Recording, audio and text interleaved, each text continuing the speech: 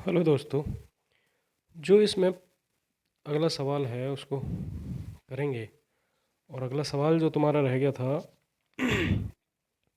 वो सवाल था बाल्टी वाला, जिसमें फ्रस्टम के बारे में पूछा गया था। तो दूसरे का गे है, और दूसरे के गे में सवाल है कि समकोकार बाल्टी के दोनों वृत्तीय सिरों की त्रिज्याएं दे रखी हैं। बड़ी त्रिज्या जो होती है वो 28 R1 मानी जाती है, बड़ी त्रिज्या। एंड R2 को छोटी त्रिज्या मानते हैं, वो 7 सेंटीमीटर है।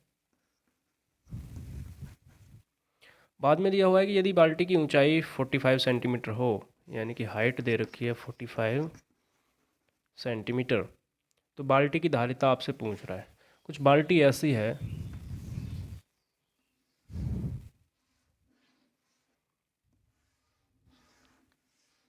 इस तरीके से है, उसकी हाइट जो है वो 45 एंड उसकी आर, यानी कि ये जो R2 है वो 7 है एंड R1 28 है। पूछ रहा है कि बाल्टी की धारिता किसी भी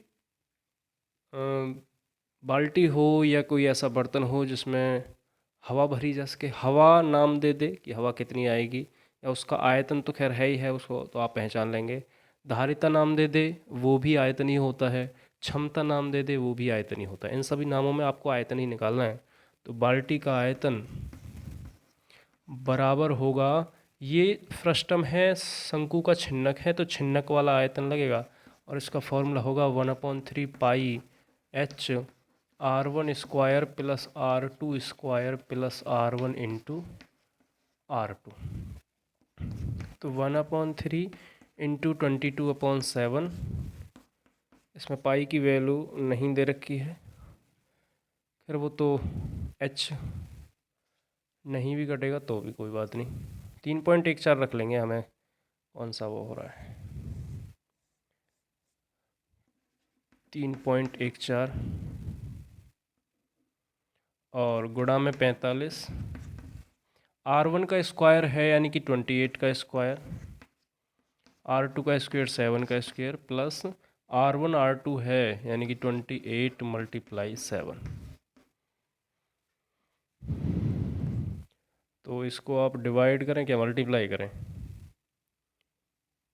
और मल्टीप्लाई करने में कैलकुलेशन जो है थोड़ी बड़ी, कैलकुलेटर का सहारा लेते हैं।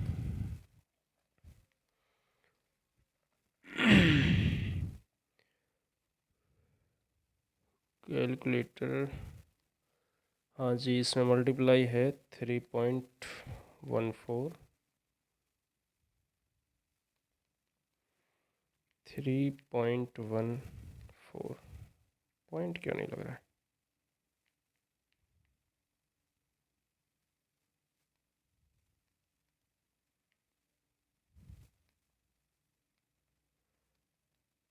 और मल्टीप्लाई हो रही है 45 की।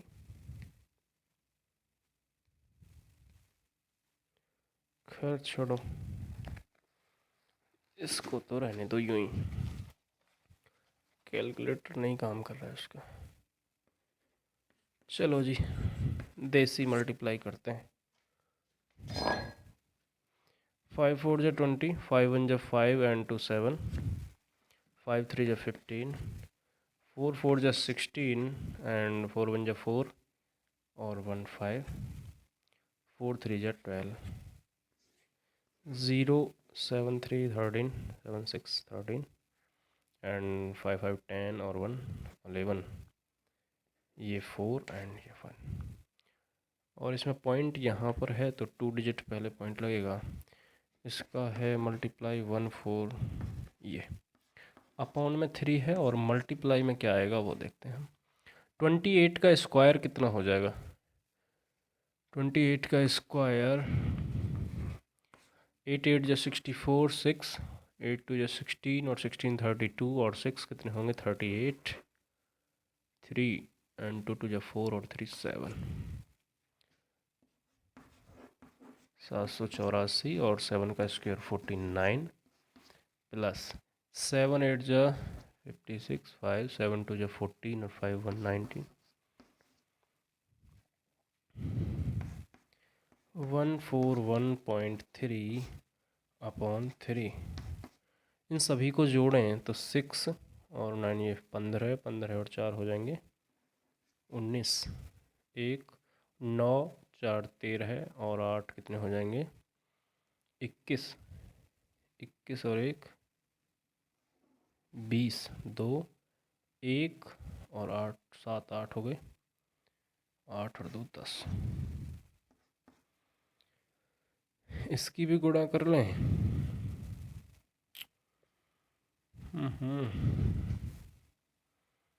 अच्छा जी 1000। ये कटेगा क्या? ये तो नहीं कटेगा।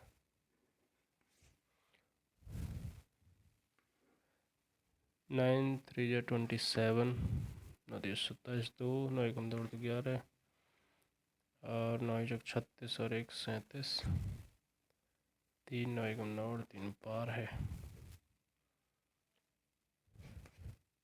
यहाँ भी 0।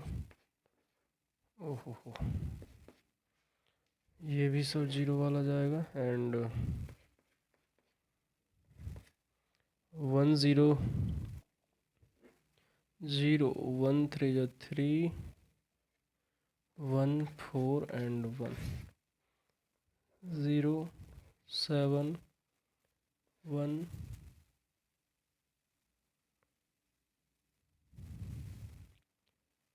और 7 में से और 7 3 कितने हो जाएंगे 10। अरे 1 0 और है, 1 0 और है तो यहाँ पर 7 3 2 5 और पॉइंट इसमें 2 डिजिट पहले है तो ये हो जाएगा 1 4 2 5 7 1.7 और अपॉन में 3 है तो इसकी डिवाइड और कर दें। 3 4 जा 12, 3 चौक 12 और 21, 1 15, 3 चौक 12, 3 चौक 36, 1 3 3 9 और 3 27। ठीक है जी, इसका आंसर चेक कर लेते हैं। दूसरे का गैस सवाल है। दूसरे के गे में 4 7 4 9 3.9 बिल्कुल सही है जी। इसमें तो यही दे रखा है। हाँ जी 4 7 4 9 3.9 सेंटीमीटर। ठीक है जी, यही आंसर दे रखा है यहाँ पे। तो कुछ कैलकुलेशन में तो गलती लग नहीं रही, आंसर भी मैच कर रहा है। कुछ करेक्शन करा रखा है इसमें। को पहला आंसर कटा हुआ है, दूसरा लिख रहा है, पहला कुछ और है, दिख नहीं रहा क्या है। खैर कोई नहीं, अगर कुछ करेक्शन होता भी है तो बता दें। देखते हैं सवाल नंबर अगला।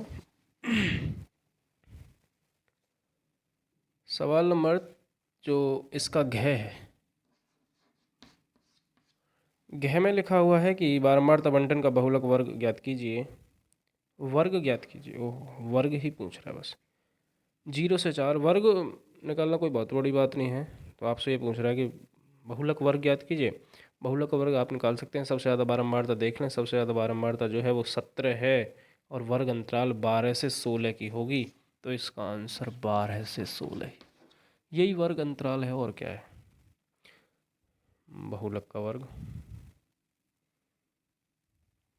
ठीक है जी, बहुलक वर्ग पूछ रहा है, क्या पूछ रहा है इसका आंसर चेक कर लें एक बार। हाँ जी, यही पूछ रहा है, बहुलक वर्ग। सवाल नंबर तीसरे का क्या देखें। तीसरे के में कह रहा है सिद्ध कीजिए कि √3 एक अपरिमेय संख्या है। √3 करना ज़रूरी नहीं है, जैसा पहले करा रखा है। पिछले अनसोल्ड में देख लें। पिछला अनसोल्ड मैं नाम बता दे रहा हूँ उसका। और अनसोल्ड का नाम है, जो पेपर है, जो लास्ट वाला पेपर है बिल्कुल 822 AZ वाली आप वीडियो देखें और उसमें भी सवाल नंबर तीसरे का गे देख लें। तो उसी में आपको पता चल जाएगा किस तरीके से करना है। √2 की जगह बस √3 चलाना है, हो जाएगा इसी तरीके से। सवाल नंबर तीसरे का ख। ख में लिखा हुआ है दो संख्याओं का अंतर 26 है, एक संख्या दूसरी संख्या की 3 गुनी है। दोनों संख्याओं को मान लें। माना एक संख्या x एंड दूसरी संख्या y। पहली शर्त ये दे रखी है कि दोनों संख्याओं का अंतर 26 है, तो x minus Y is equal 26, एक समीकरण। और बाद में दे रखा है एक संख्या यानी कि x दूसरी संख्या की 3 गुनी के बराबर है। दूसरी संख्या y थी, एक संख्या दूसरी संख्या की 3 गुनी के बराबर है, तो जहाँ x है वहाँ 3y आप रखते हैं, इस समीकरण में रखें तो 3y minus Y is equal 26, 2y is equal 13 है। 13 कहाँ, अभी तो घटाए हैं, भाग थोड़ी ना दिया है। और y इज इक्वल 13। y की वैल्यू एक में रख दें या यहाँ रख दें, यहाँ से भी आ सकता है। x बराबर 3 मल्टीप्लाई 13, 39, तो 13 और 39 वो संख्याएं हो गई। इसी का ज्ञ है कि वह अनुपात ज्ञात कीजिए।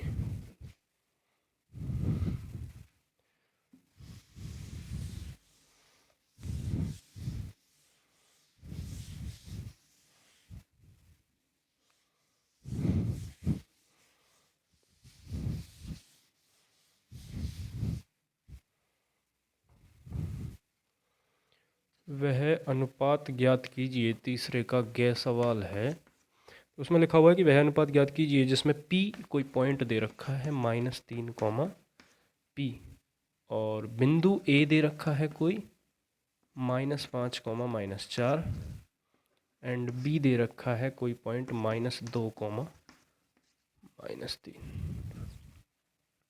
को मिलाने वाले रेखाखंड को विभाजित करता है और p का मान भी ज्ञात कीजिए। देखिए कैपिटल X वाला जो आपका फॉर्मूला है वो है m1 x2 plus m2 x1 upon m1 plus m2। जब भी अंत विभाजन और बाह्य विभाजन में नाम ना दे, ठीक है ना, तो अंत विभाजन में प्लस लगेगा और बाह्य विभाजन माइनस लग जाता है, मतलब चिन्ह उल्टे हो जाते हैं। और जब तक नाम ना दे तो आप प्लस वाला फॉर्मूला लगाएं। ओके, तो कैपिटल एक्स की वैल्यू -3 और m1 निकालना है। x2 की वैल्यू जो है वो यहाँ पर है, ये capital X capital Y, x1 y1 x2 y2 -2 plus m2 into x1 upon में m1 प्लस m2, मल्टीप्लाई करें -3m1 -3m2 बराबर -2m1 और -5m2। तो m1 वाले एक तरफ कर लें, m2 वाले एक तरफ कर लें। 5m2 को इधर ले आए हैं, 5m2 -3m2 पहले से ही है, और माइनस के जो 3m1 थे इधर लेके जाएंगे तो +3m1 और -2m1। 2m2 is equal m1 बचेगा, 2 इज इक्वल हो जाएगा m1 अपॉन m2। m2 को यहाँ ले गए, अपॉन में क्या बचेगा 1। तो यहाँ से रेशियो पता चलेगा कि m1 रेशियो m2 2:1 यानी कि 2:1 के अनुपात में विभाजित करेगा। और उसने पूछा था कि p का मान भी ज्ञात कीजिए, तो p के लिए आपको y फॉर्मूला लगाना पड़ेगा, और y का जो फॉर्मूला है वो m1 y2 plus m2 y1 upon m1 plus m2। तो y की वैल्यू p है इज इक्वल m1 की वैल्यू 2 आ गई, y2 की वैल्यू 3 प्लस m2 की वैल्यू 1 आ गई, y1 की वैल्यू -4 अपॉन में m1 2 प्लस 1, तो 6 - 4 अपॉन 3 2/3। तो p की वैल्यू 2/3 है। इसका आंसर एक बार चेक कर लें। हाँ जी, p की वैल्यू 2/3 दे रखी है और जो अनुपात है वो 2:1 दे रखा है, बिल्कुल सही है। इसका फोर्थ यानी कि थर्ड का घ सवाल क्या होगा? थर्ड के गह में दे रखा है धातु के ठोस गोले की त्रिज्या 3 सेंटीमीटर, तो आर दे रखी है। आगे क्या कह रहा है, इससे 0.4 सेंटीमीटर व्यास का समान अनुप्रस्थ काट का तार खींचा गया। ठीक है जी, तार का ये गोला है और ये तार, तार का व्यास है 0.4 सेंटीमीटर। तो आर कितना हो जाएगा, इसका आधा 0.2 सेंटीमीटर। तार की लंबाई पूछ रहा है। ठीक है, मतलब कुछ खास ऐसा है नहीं कि एक गोले को पिघलाकर या कैसे भी मान लें तार बनाया गया। तो यहाँ पर लिखेंगे गोले का आयतन बराबर तार का आयतन, और गोले का आयतन 4/3 पाई आर क्यूब इज इक्वल हो जाएगा। तार का आयतन, तार जो होता है हमेशा बेलनाकार रूप में खींचेगा क्योंकि उसमें लंबाई हो जाती है, तो बेलन का आयतन पाई आर स्क्वायर एच। आर का ज़रूर ध्यान रखें, ये गोले की आर है, 3 यहाँ रखी जाएगी, तो पाई से तो पाई कैंसिल हो जाएगा, 4/3 ये 3 क्यूब इज इक्वल, ये जो आर है ये तार का व्यास यानी कि यार ये 0.2 मल्टीप्लाई 0.2 मल्टीप्लाई एच आपको निकालना है। तो 4/3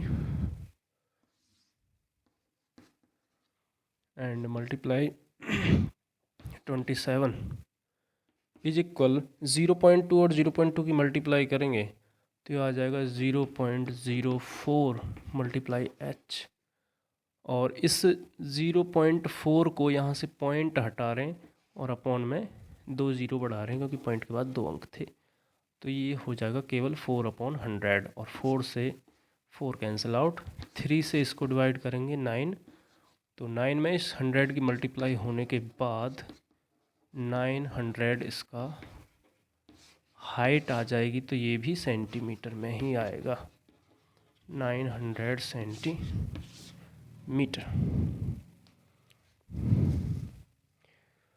आगे सवाल है कि बिना लंबी विभाजन प्रक्रिया बिना दिखाइए पेपर में संख्या 66/180 शांत दशमलव है।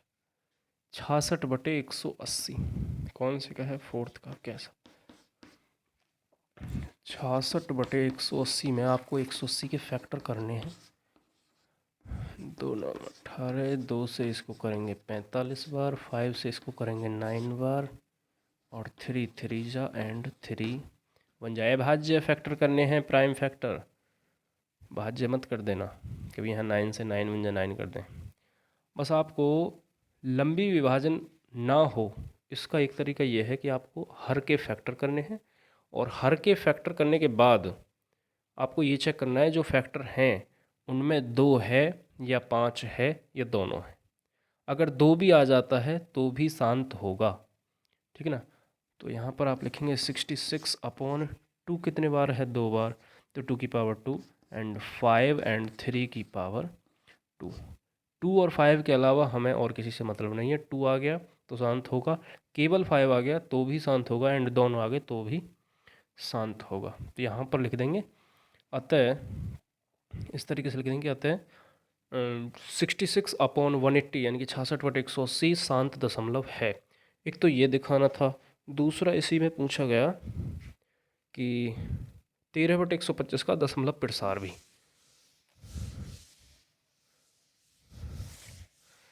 13/125 का दशमलव प्रसार, 13/125। हाँ जी, एक लड़के ने बताया मुझे कि जब भी आप वीडियो बनाते हैं तो वीडियो यानी कि पूरा बोर्ड भरने के बाद में आप एक तरफ हो जाए जिससे स्क्रीनशॉट लिया जा सके, तो इस बात पर गौर करेंगे कि अलग हट जाए करें, तो स्क्रीनशॉट आप ले सकते हैं। तो 13/125 का आपको शांत प्रसार करना है, तो आपको 125 के फैक्टर करने पड़ेंगे पहले, और 125 के फैक्टर 5 से करें, 5 2 जा 10 एंड 5 5 जा 25, 5 5 जा 25 एंड 5 1 जा 5। तो 13/125 को 5 की पावर 3 लिखा। अब जितनी भी 5 की पावर 3 आती हैं उतनी ही 2 की पावर से मल्टीप्लाई करी जाती है। 2 की पावर भी उतनी ही होनी चाहिए, ऊपर भी और नीचे भी गुणा करेंगे तो 13 गुणा 8 और 5 की पावर 3 और 2 की पावर 3 को लिख देंगे आप 10 की पावर 3। ये 10 बनाना होता है हमें, इसीलिए सेम सेम पावर करनी है। और 13 की 8 में गुणा करेंगे तो कुछ ऐसा आएगा 104 है जी, इतना ही आएगा। सही है जी। और ये हो गया 1000। अब 3 जीरो नीचे हैं तो 3 डिजिट पहले पॉइंट लगा दिया जाएगा। ये इसका शांत प्रसार हो गया जी, दशमलव प्रसार। और फोर्थ का ख क्वेश्चन देख लो। फोर्थ का ख जो है उसमें लिखा हुआ है द्विघात समीकरण 3x² minus 2kx, 3x² minus 2kx और प्लस 2m बराबर 0 के मूल x बराबर 2 और x बराबर 3 है तो k और m के मान ज्ञात कीजिए। x बराबर 2 एंड x बराबर 3 दे रखें, तो दोनों ही कंडीशन में आपको x बराबर 2 भी रखना है और x बराबर 3 भी रखना है। इस समीकरण में x बराबर 2 रखने पर ऐसा लिख लें, x बराबर 2 रखने पर और एक बार x बराबर 3 रखने पर। ओके, तो जब x बराबर 2 आप रखेंगे तो x बराबर 2 रखेंगे तो 3 इंटू 2 का whole square minus 2k into X 2 X value 2 plus 2 multiply m is equal 0 and 3 multiply 4 minus 4k plus 2m is equal 0 और 4 दिए 12 माइनस 4k प्लस 2m बराबर 0। या इसको 12 को इधर ले जाएं तो 12 को इधर ले जाने पर 2m माइनस 4k, समीकरण सीधी करिए, गौर देना। और 12 को क्यों लेके जाएं, 12 को तो प्लस रहने दें। इस 4k और 2m को इधर ले जाएं तो ये भी सीधी हो जाएगी। और 4k को इधर लेके जाएंगे तो प्लस के 4k, 2m इधर जाकर माइनस के 2m और बराबर में 12 चल ही रहा है समीकरण 1। 3 गुणा 3 का स्क्वायर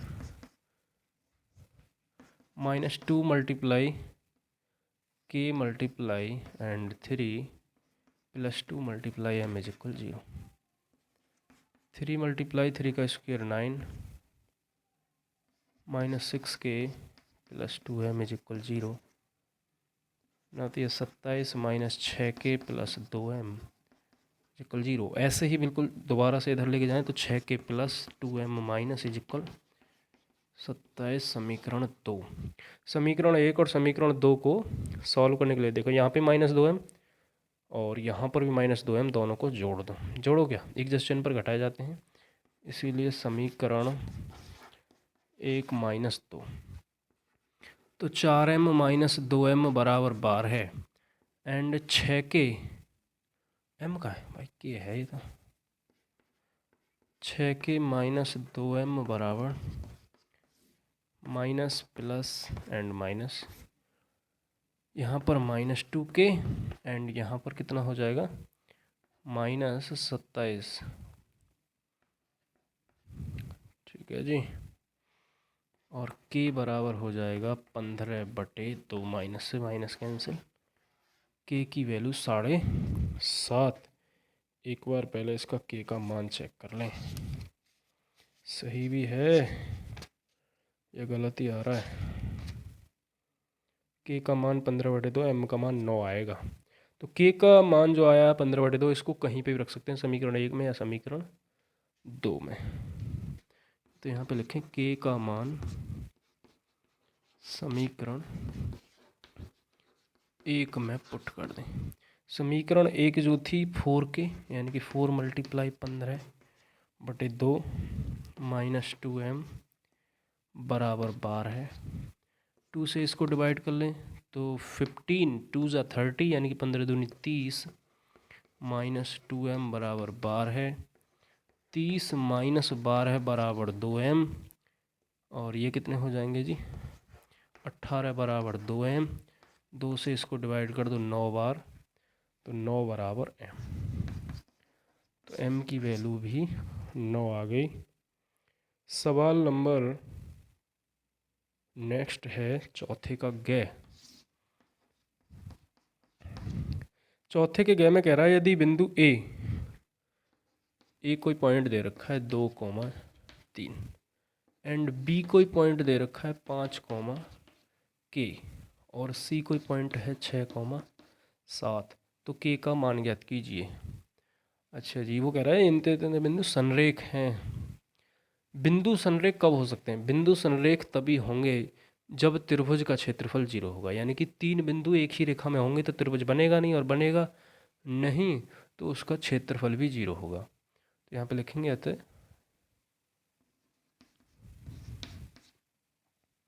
अतः क्या लिखें? इस तरीके से लिखें कि तीनों बिंदु संरेख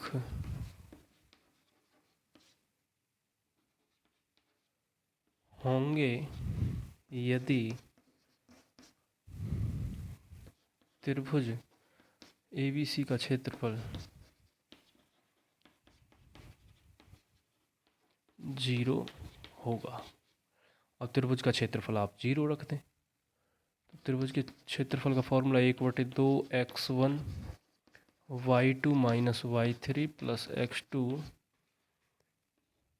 y3 minus y1 plus x3 y1 minus y2 is equal 0।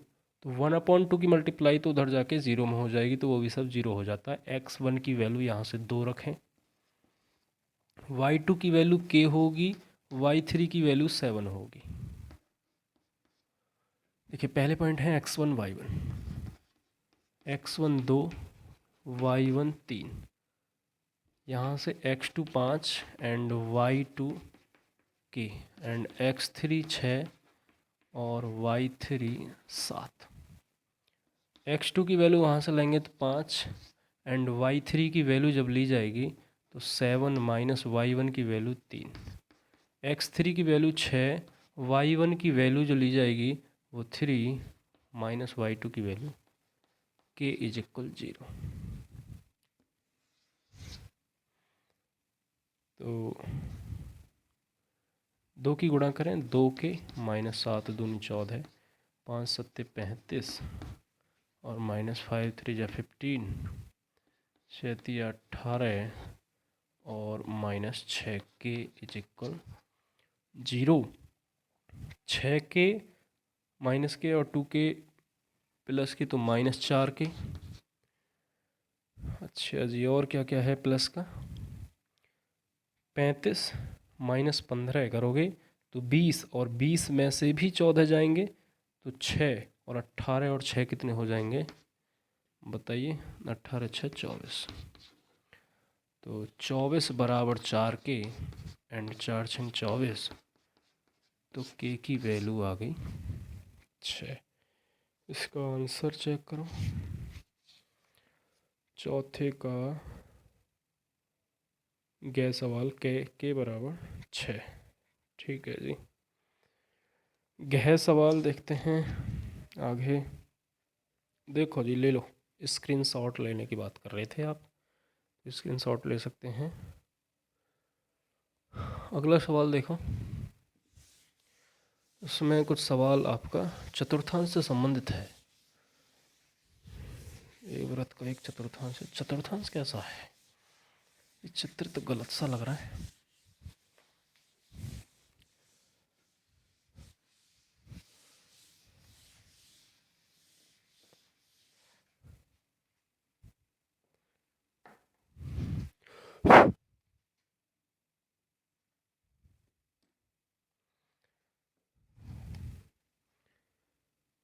OACBO केंद्र चित्र है, केंद्र दे रखा है वो, और त्रिज्या 3.5 वाले वृत्त का चतुर्थांश है।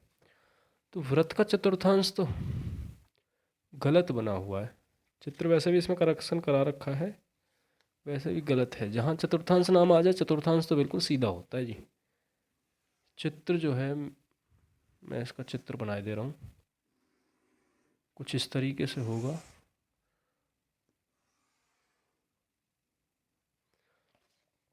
और इसमें डी पॉइंट भी नहीं दिया हुआ है, तो डी पॉइंट यहाँ है जी, ये ओ, ये ए, ये बी, और यहाँ आप मान सकते हैं सी।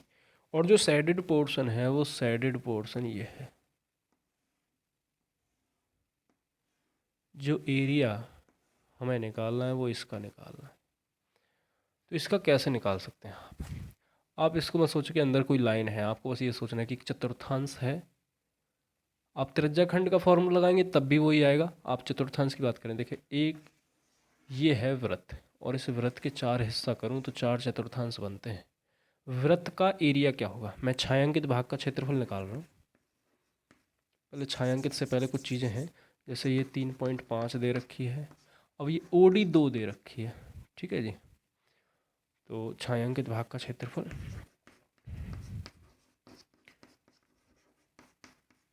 छायांकित भाग का क्षेत्रफल इधर लिख रहा हूँ। एक चतुर्थांश जो है उसके एरिया में से आपको माइनस करना होगा इस त्रिभुज का एरिया। अगर इस चतुर्थांश के एरिया में से, यानी चतुर्थांश में से इस त्रिभुज को आप माइनस कर देंगे तो आपके पास ये वाला पोर्शन बचेगा जो आपको निकालना है, ये जो है, ठीक है। तो यानी कि चतुर्थांश का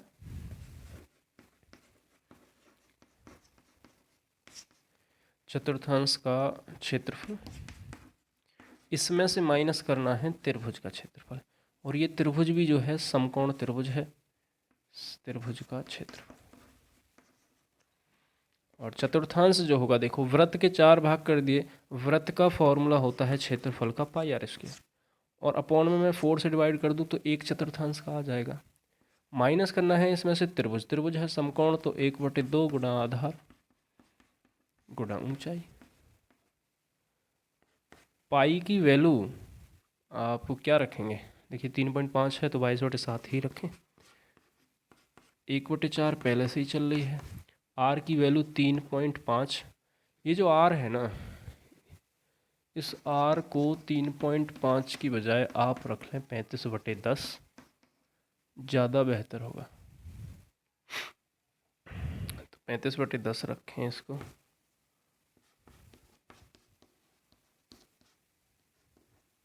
और माइनस करना है 1/2 इंटू आधार यानी कि बेस 3.5, और हाइट ऊंचाई जो है त्रिभुज तो यहीं तक है तो 2 रखना है। इस 2 से तो ये 2 कैंसिल, और 2 2 जा 2 से इसको 11 बार, इसको 11 बार डिवाइड कर दिया है।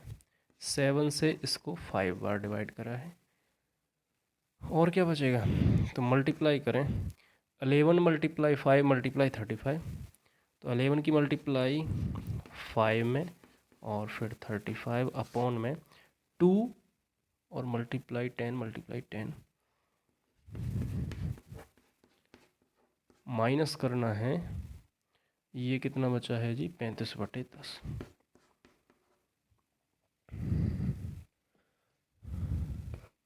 11 की गुणा 5 में करेंगे तो ये हो जाएगा 55, और गुणा 35 बटे में ये कितना हो जाएगा 200, माइनस 35/10। 55 गुणा 35 कितने होंगे, 55 गुणा 35 करो जी, 55 25 2, 55 25 और 2 27, और 3 पंजे 15, 3 पंजे 15, और 1 16, 5 और 5 10। है जी, ये कौन सी गुणा हो रही है, ऐसे हो गई 5 15 16, तो 0 नहीं आएगी, फिर 5 आएगा, 7 5 12, और 6 और 2 8 और 1 9, और 1 19 25। चलो जी, 19/25/200, और माइनस 35/10। अच्छा जी, वैसे थोड़ा आसान नहीं होता? आसान छोड़ो, सीधी सीधी कैलकुलेशन करता हूँ। देखो 19/25 में 2 से भाग दे दो आप, फिर तो 2 पॉइंट तो हट ही जाएंगे। 2 से आप डिवाइड करें 19/25 में, तो 2 से करेंगे 2 में 18, एक बचेगा, 2 छक्का 12, और 2 से 2 दूनी 4, पॉइंट 2 पंजे 10, अपॉन में अब भी 100 रह गया, माइनस यहाँ पर 35/10 रह गया। अब 2 अंक पहले यहाँ पर इसमें पॉइंट लगाएं, तो 9.625 माइनस 1 अंक पहले इसमें पॉइंट लगाएं 3.5 और माइनस कर दें। माइनस जब करोगे तो 521.6 ये आएगा। ये सेंटीमीटर में है, हाँ जी, तो सेंटीमीटर आयतन क्षेत्रफल निकलवा रहा था, सेंटीमीटर स्क्वायर आएगा। इसका आंसर देखते हैं। आंसर, अरे कहाँ गया, छठे का नहीं, चौथे का घ 6.125 सेंटीमीटर स्क्वायर, बिल्कुल सही है जी। 5वें का सवाल और देख लेते हैं एक। उसमें लिखा हुआ है कि ग्राफीय विधि द्वारा दिखाइए कि रैखिक समीकरण निकाय इतने और इतने के अनंत हल होंगे। अनंत हल होने के लिए आपको ये समीकरण दिखानी होंगी कि अनेक हल किस तरीके से हो सकते हैं। ग्राफी वाले सवालों में कुछ खास ऐसा होता नहीं, बस आप ये चेक कर लें, जैसे a1x plus b1y plus c1 is equal 0 and a2x plus b2y plus c2 is equal 0। पहले आप ये जो समीकरण लिखी हुई हैं दो, इनमें से चेक करें, और आप उसके लिए अनेक हल के लिए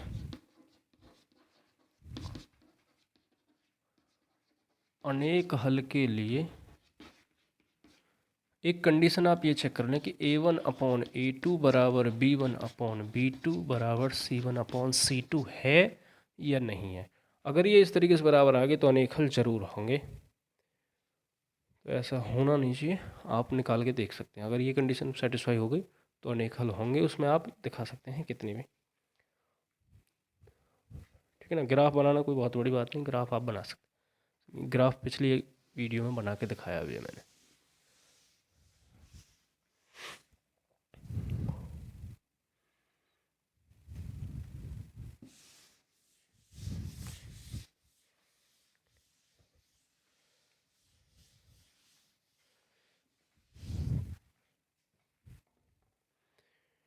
सवाल नंबर है 5वें का ख। इसमें क्या लिखा हुआ है कि 7.8 सेंटीमीटर लंबी रेखा को 3.4 के अनुपात में अंत विभाजन, अच्छा जी, अंत विभाजित किया जाता है। रचना की औचित्य भी दीजिए। मतलब क्या कहना चाह रहा है कि 7.8 मीटर लंबी लाइन को 3:4 के अनुपात में अंत विभाजित कीजिए। चलिए देखते हैं। रचना भी करवा रहा है, रचना तो काम बाद का है। पहले एक टोटल लंबाई दे रखी है और अनुपात दे रखे हैं, यानी कि फर्स्ट नंबर और रेशियो सेकंड नंबर बराबर दे रखा है 3:4। तो फर्स्ट नंबर को जब अलग करेंगे अनुपात से तो 3x ले लेंगे, एंड सेकंड नंबर को जब अलग करेंगे तो 4x ले लेंगे। और वो कह रहा है कि इन दोनों के अनुपात में तोड़ना है, यानी कि दोनों को जोड़ें। तो 7.8 के अनुपात में कैसे तोड़ोगे? x बराबर 7.8/7, ये कैसे हो सकता है? खैर कोई नहीं, x की वैल्यू आएगी, पर इसमें आंसर में क्या किस तरीके से दे रखा है, x की वैल्यू आ जाएगी, फिर 3 में और 4 में मल्टीप्लाई कर देंगे, आंसर तो वही होगा, खास नहीं है। 5वें का ग दे रखा है, क का आंसर नहीं दिया, ख का भी आंसर नहीं दिया है। ओ, तो फिर ये सवाल रचना में से दे रखा है। समझ में आ रहा है कि आपको पहले यहाँ से ये वैल्यू निकालनी है, जो भी आएगी 7 वन जा 7, 7 वन जा 7 और 6 बचेंगे, पॉइंट लगा हुआ है, 0 बढ़ा सकते हैं। 60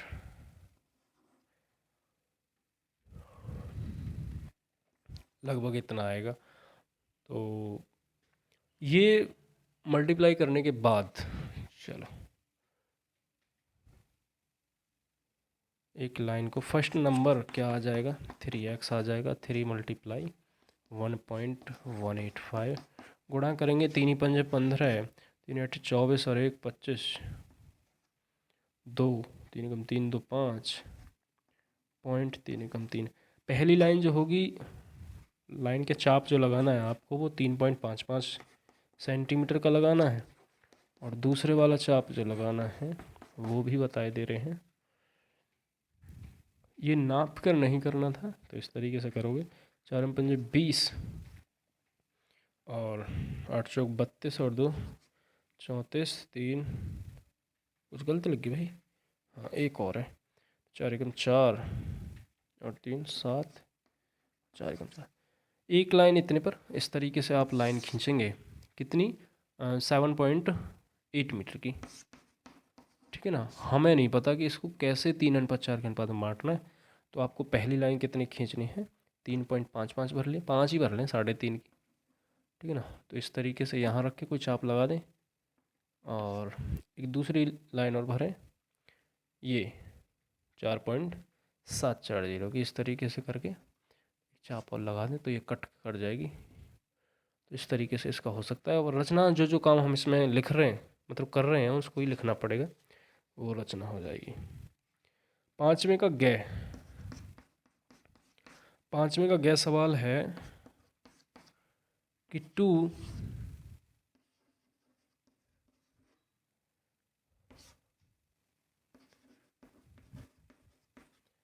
किसका फ़ोन आ रहा है, ऐसा ना हो वीडियो बंद हो जाए और हम बोलते रह जाएं। वीडियो तो अभी चल ही रही है, 42 मिनट की हो चुकी है। cos 58 sin 32 माइनस,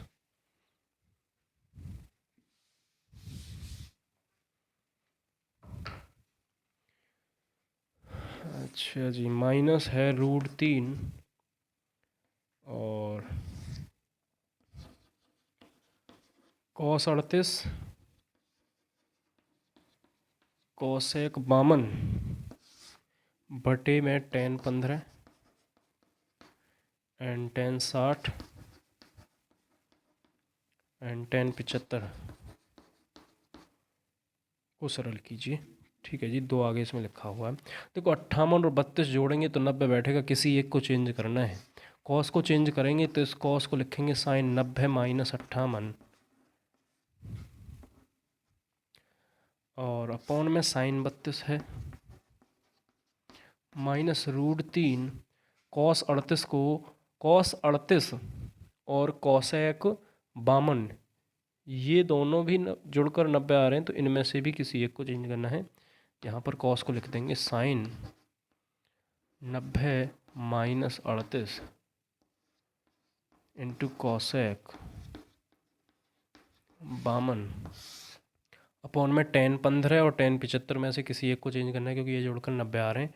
तो tan 15 को आप लिखेंगे cot 90 माइनस 15 एंड tan 60 की वैल्यू हमें पता है √3 एंड मल्टीप्लाई tan 75 को ऐसा ही रहने देंगे। साइन 90 माइनस 58 घटाओगे तो कितना हो जाएगा, साइन 32 अपॉन में साइन 32 चल रहा है, ये भी कट गई, माइनस √3 और ये जो √3 है इसको आगे ले लेंगे, ये भी कट गए। साइन 90 माइनस 38 घटाओ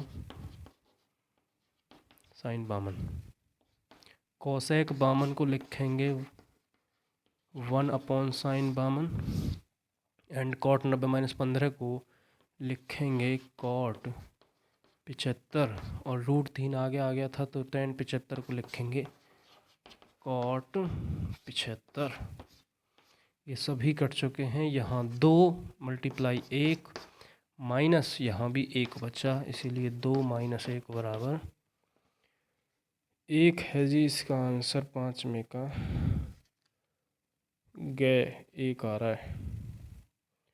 और दूसरा सवाल और है इसका, tan 1, चलो यहाँ पे कर देते हैं। तो ये सवाल मोस्ट इम्पोर्टेंट है, आता रहता है। tan 2, tan 3 and tan 4 dot dot dot करके बीच में tan 45 भी दे रखी है, तो tan 45 ही कर दे रहे हैं इसे। एंड फिर डॉट डॉट डॉट करके दे रखा है लास्ट में कि tan 88 एंड tan 89। ये सवाल बड़े आसान है, इनमें आपको बस ये देखना है कि कौन सा जुड़कर 90 आ रहा है, उनमें से किसी एक को चेंज करना है। tan 1 और tan 89 को जोड़कर 90 आता है, तो किसी एक को चेंज करना है। तो tan जो 1 है ये 10 नहीं है, 1 है, तो tan 1 को लिखेंगे हम cot 90 माइनस 1 इंटू में tan 2 को लिखेंगे हम cot 90 माइनस 2। अब ऐसा नहीं हो सकता कि आप पूरे सवाल 1 से लेके 89 तक के सभी को चेंज करें, तो डॉट डॉट डॉट में ही छोड़ दें और फिर tan 45 की वैल्यू 1 रखने के बाद डॉट डॉट डॉट करके tan 88 को ऐसे ही लिख दें और tan 89। बस आपको सोचकर ये काटने होंगे, जैसे cot 90 minus 1 cot 89 and cot 90 minus 2 cot 88। तो यहाँ cot 89 और cot 88 आ रहे हैं, लास्ट में tan 88 tan 89 आ रहे हैं, बीच में तो 1 हो जाएगा। ऐसे ही सारे बदलते चले जाएंगे। tan 45 से पहले वाला 44 भी बदलेगा तो cot 44 आएगा, और 45 के बाद वाला जो 46 है, समझ रहे ना। अब जैसे इसको घटा कर लाए थे, तो 90 माइनस जब 44 करेंगे तो वो cot 46 आ जाएगा, यहाँ पर tan 46 होगा। तो इस tan 46 को हम tan 88 को हम लिखेंगे cot 88 एंड tan 89 को भी cot 89। इससे ये 89 से ये 89 एंड ये 88 से ये 88 कैंसिल आउट होकर 1 आएगा पूरे सवाल का आंसर। ओके, बाकी सवाल तो बहुत सारे हैं, बाकी नेक्स्ट वीडियो जो होगी उसमें करा देंगे इसको। एक पार्ट और बनाना पड़ेगा तभी पूरा हो पाएगा ये।